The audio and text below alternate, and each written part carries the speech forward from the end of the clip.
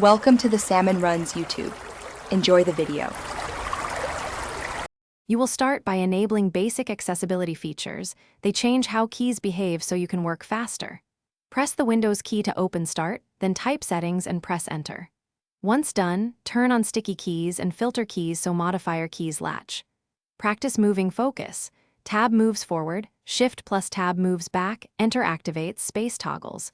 Use Alt plus Tab to switch apps. Hold Alt and tap Tab to pick. These steps get you control without touching the mouse.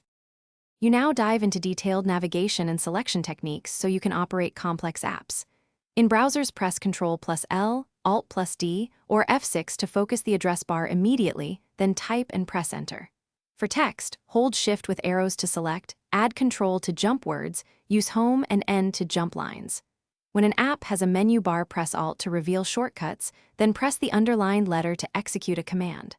Once comfortable, create a short practice routine to build speed, and you finish by tailoring the system and rehearsing real tasks. Customization saves time.